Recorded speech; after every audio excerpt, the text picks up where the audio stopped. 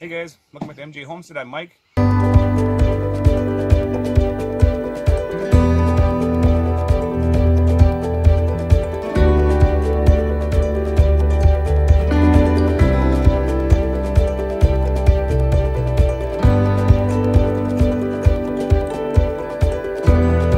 We've been kind of busy here lately. We haven't been doing a whole lot of videos or anything like that. One problem we were having is the rabbit hutches that we built are made out of plywood. And we didn't want to paint them or seal them or anything because the rabbits have a tendency to chew on the wood and things. We didn't want to make them sick. But with plywood, when it gets wet, it wants to warp and bow and all kinds of crap like that. So we've got ourselves a shed and a box. From Menards, I think like 150 bucks, something like that. Basically a giant tent. The construction on this thing wasn't too bad, I guess. The problem we did have last weekend though is we started to build it and then the wind came up, of course. So we had to just stop what we were doing, kind of roll the tarps up back up and put them in the other shed so they didn't blow away or whatever. But this morning we got up and finished it off. It'll be a good way just to keep the rain off the rabbits, and if you're in an area where we don't have a whole lot of wind or something, maybe something like this would work out okay for you. It seems all right. Once you get the top tarp and everything on it, it does solidify the building a little bit. It did seem real wobbly at first, and I wasn't quite sure about that, but we're going to give it a shot, and we'll see how it turns out. If it ends up in the tree line next weekend, we'll let you guys know that too. Also, our rain catchment system that we built is doing really, really well.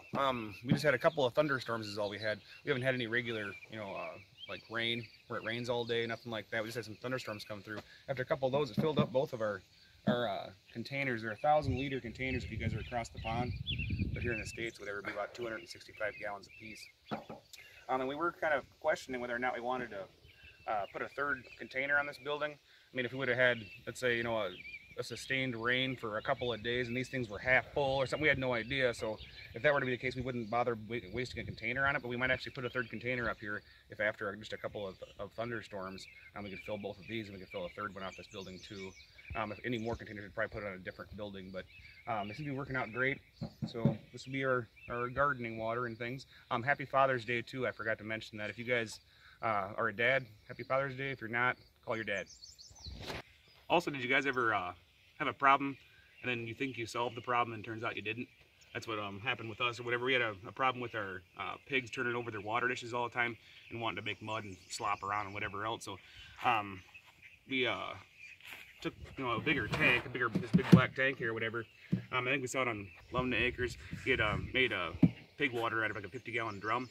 We want to do basically the same thing here. We're going to put it up on blocks and bought a little pig nipple water thingy, whatever. We did put it's a 1/2-inch fitting. We did put a 2 1/2-inch, the little lock nuts or whatever, one on each side, and then silicone the heck out of it, and it worked fine. I mean, it would function, but the pigs, it turns out the pigs won't use it. They just refuse. They would dehydrate to death before they would use that stupid pig nipple water thingy. They didn't want to do it. They just wanted to drink out of their swimming pool. So they're going to do something else. We don't want them jumping in here because then they just tip it over and whatever else. So we're just going to basically bolt a board on top of there so they can just get their heads in and not their bodies. And we're going to give that a shot too and see how that works out. Hi everybody, just wanted to give you kind of an update on how the garden is doing. Doing really, really well actually. Got our potatoes here and also here, they're really rocking. And then on the other side over here is the beans. I did have to replant these because something was eating them, so I'm not sure what's going on with that, but these ones seem to be coming up okay. Nothing's really chewing on those or anything as of yet.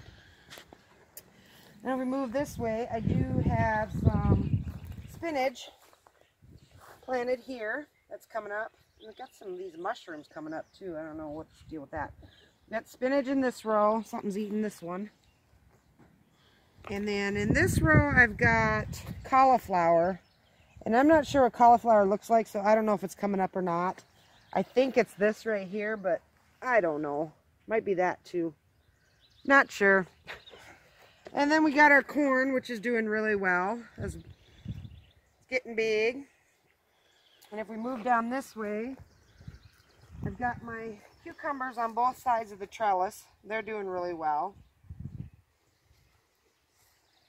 And then next to them, I've got my spaghetti squash, and they're doing really well as well.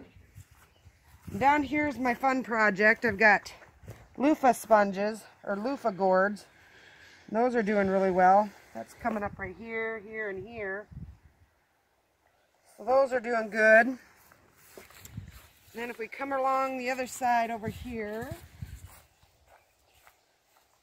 I've got some beets planted. This was the first beet plant that I didn't think was coming up, but we did get one to come up. And then when my mom was here, we replanted them, so we do have some more coming up here. And then the onions are doing really well. Then we come to the tomatoes. Tomatoes are doing good. We do have a little bit of carrots coming up here, right there. And then a couple on this side as well. And weeds a little bit. Carrots coming there and there. One right there. So those aren't doing real great, but I'm hoping that they start coming up better. And my container gardens are doing really well. I'm getting some fruit on the tomatoes over here. Come this way. We got some little tomatoes here. We got four of them, I guess, now on this one. And then my potatoes. These are experimental. I don't know, I've never done container gardens, so we'll see. And then on the outside of the garden, I threw in a couple of, what did I throw in? Cantaloupes. Cantaloupe. And I just had some kind of a bare ground here a little bit, so I just kind of dug it up. I didn't weed it or till it or anything like that. I just kind of dug some spots, and you can see those are coming up a little bit too. Kind of had to block it off from the chickens because they started eating them, but there's, if you can see them, there's one right here, one right there, and one there, one over there, a couple over here. What do you want, Miss Nosy? So that's how the garden's doing right now. Hopefully it does really well. I'm really pleased with it so far, so we'll see.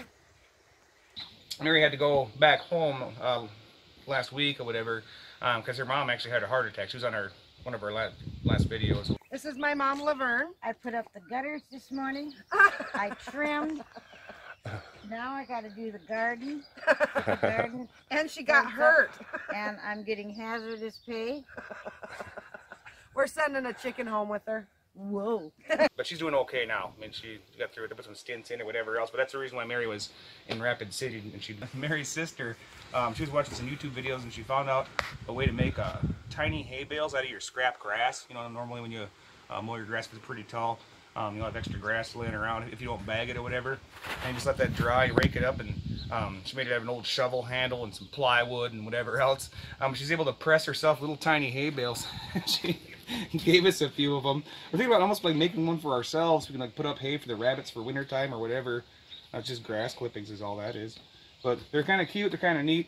You guys are in the Rapid City area. She does sell these things too. So if you guys are in a different state or something, it wouldn't be worth the shipping. I don't think, you know, because shipping would be expensive. But if you guys are in or around Rapid City, you can buy a couple of these little guys and set them around your house, or you know, for Halloween decorations or whatever you wanted to use them for, or to feed them to animals too. That'll work too. But anyway, you guys, thanks for watching today. We appreciate it. Have a great day.